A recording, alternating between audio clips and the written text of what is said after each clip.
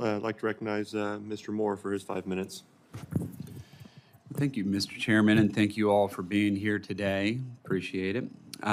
So, as we work to do a better job to support families across the country, I also believe that it's important this committee needs to do more to make the Capitol complex more friendly for expectant members and staff, as well as for those with young kids. Speaker Johnson just announced his intention to find ways to allow new moms to have access to lactation rooms close to the House floor, which is an effort that I certainly fully support.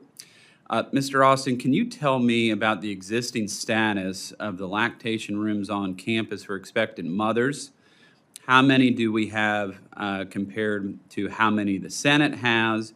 What additional resources would your office need to expand access if there is a need for more spaces? Sir, thank you for the question. The overall status is we have 17 lactation suites across the campus entirely. Each one of those suites varies to have as low as 1 seat to as many as 8 suites. So they vary about 3 to 4 per suite would be the average associated with that. There is 1 suite in each one of the House office buildings as well as 2 inside the Capitol. In the House office buildings, there's 27 seats total, and in the Capitol, there's a total of 6 seats in the Capitol building for lactation rooms. I would have to get back to you as far as how that compares to the Senate, but again, there are ones across the campus. We are working with the Office of the Attending Physician for what are the requirements for additional ones. There was a study that was funded in previous years that was executed in FY24 to look at the needs of lactation rooms across the campus, as well as if there's any modifications to the existing lactation rooms that need to be made. We expect to get those results this year, and we will look to work with your committee if we need additional funding to make any modifications or additions. And then specifically the ones that would be out off the House floor, is that in process currently? Well, there are 2 in the Capitol building itself. I can't speak to you right now exactly how close they are to the House floor itself, but pretty much anything within about a 2-minute walk from the House floor to any spot inside the Capitol, at least the level we're talking about, which are the lower levels. Okay, and then how about reserved parking spots near entrances and elevators available for expectant mothers? Is that something y'all are working on as well? Unfortunately, I'd have to defer to the House Sergeant at Arms because they control parking on the House side of campus Okay. and the allocation of parking spots. And then are there additional opportunities that this committee should consider funding to make the complex more family-friendly for members or staffs or visitors that we're currently not contemplating? We do work with the Office of Congressional Accessibility Services for some of the requests to the previous question. We are looking to make it more ADA as well as family-friendly. We have, if you look in the Capitol Visitor Center, all the family changing rooms, the single-stall restrooms and things of that nature that are available. But unfortunately, because of the historic nature of the campus, when they weren't quite as focused on those accessibility issues, we do have some work to do in the rest of campus, and that's always that balance between the historic nature of the buildings versus the modern requirements to facilitate access. All right, thank you, Mr. Chairman. I yield back.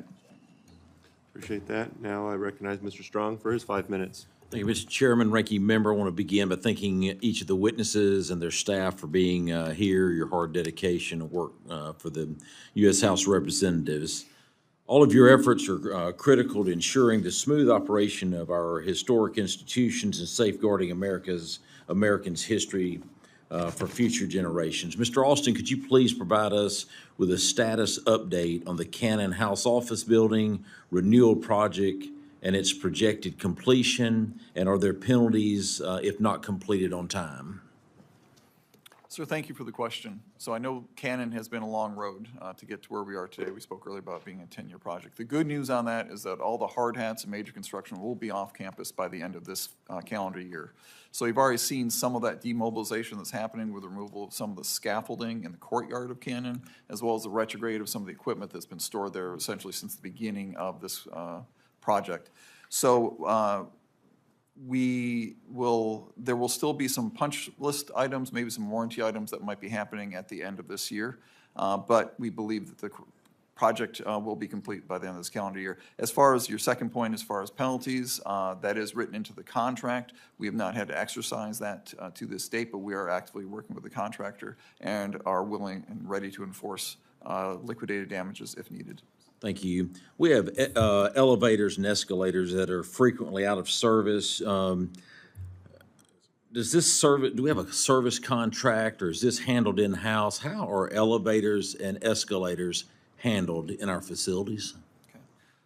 The answer to your question, sir, is it's both. We have a dedicated elevator and vertical conveyance team that works on escalators and elevators that work throughout on the House side and the Capitol as well as the Senate side. But for repairs that require more technical expertise and more equipment, we do have a service contract with several contractors. And we're working to expand that to have additional CLINs on the contract so it can be utilized by different jurisdictions. Overall, as of today, I'm happy to say on the House side, 84 of the 85 elevators on the House side are fully operational. There's one down in the forward right now.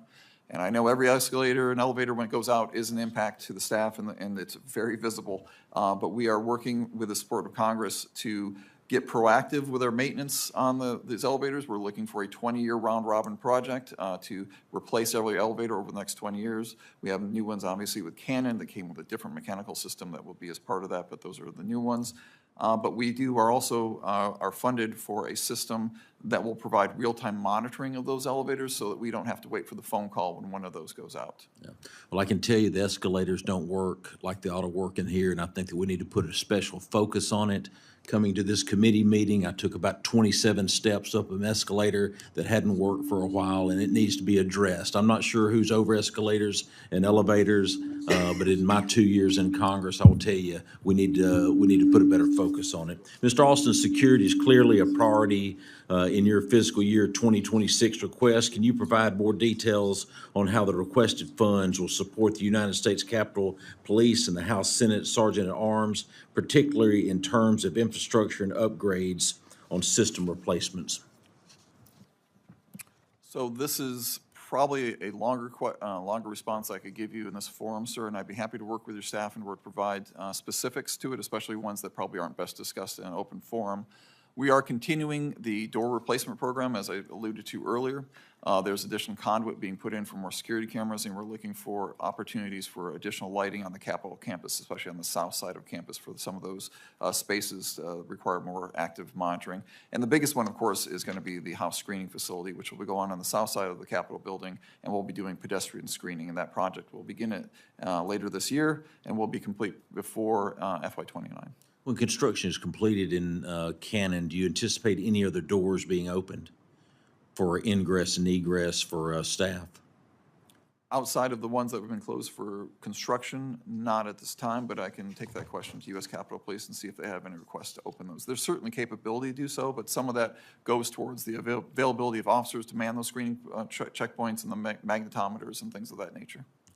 The doors closest to public transportation are obviously the ones that are utilized the most, and especially when it was 8 degrees. I do know that that right there was the situation that we saw, and hope that that will be corrected whenever the construction completed. Switching to you, Dr. Hayden, your fiscal year 2026 budget lists 3 new requests alongside the resubmission of 3 fiscal years 2025 requests. How does the library plan to balance funding and resources for these requests to make sure both sets are successfully implemented?